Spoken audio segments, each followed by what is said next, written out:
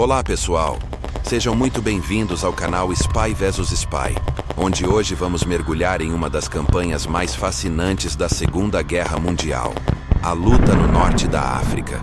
Preparem-se, porque essa história é cheia de reviravoltas, heróis improváveis e, claro, tanques de guerra.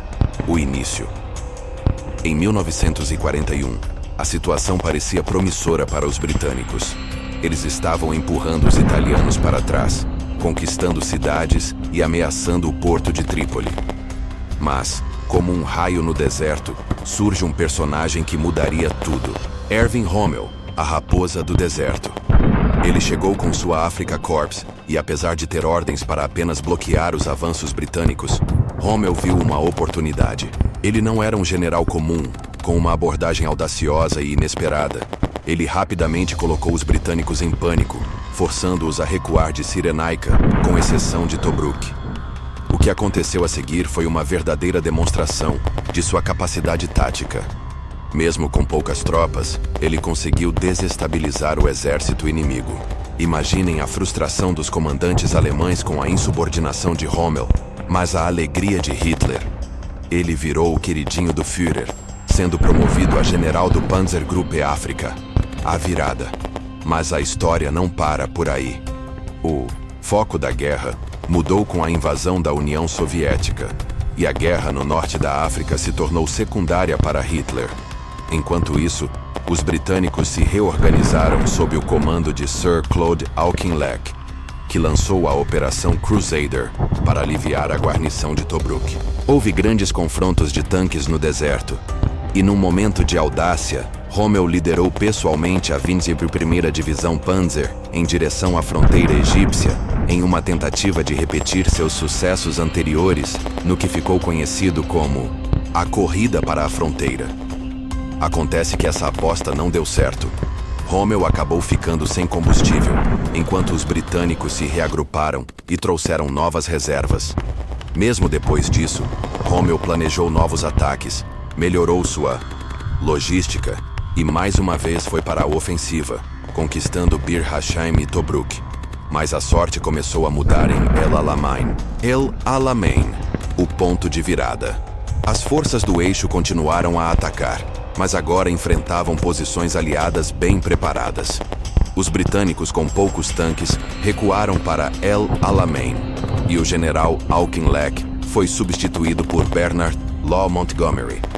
Montgomery entendeu a situação e percebeu que o exército precisava de descanso e treinamento.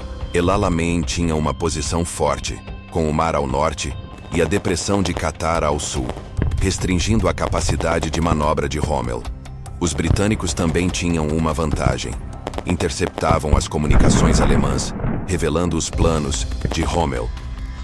Eles montaram uma armadilha em Alam Halfa, onde os tanques alemães foram recebidos com uma forte defesa. Rommel, com a saúde debilitada e suas tropas exaustas, teve que retornar para a Alemanha para se recuperar. O contra-ataque aliado. A segunda batalha de El Alamein, sob o comando de Montgomery, marcou o início da ofensiva aliada. Os britânicos enfrentaram extensos campos minados e canhões antitanque alemães, mas a batalha de atrito se intensificou e os aliados quebraram as linhas do eixo. Rommel, de volta, recebeu ordens de Hitler para lutar até a morte, mas desobedeceu e recuou para a fronteira tunisiana. A situação ficou ainda pior para os alemães com o desembarque das tropas anglo-americanas no Marrocos, como parte da Operação Tocha, e Rommel agora lutava em duas frentes. Com as montanhas da Tunísia dificultando suas manobras, o comando do eixo passou a controlá-lo mais de perto, ordenando-o a manter a linha Maret, um posicionamento já defasado.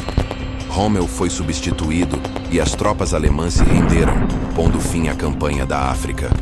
Análise da derrota. Mas por que a máquina de guerra de Rommel, tão vitoriosa no início, acabou sendo derrotada? A falta de suprimentos foi um fator crítico, causada pela distância, a perda do controle de Malta e pelas longas rotas de transporte.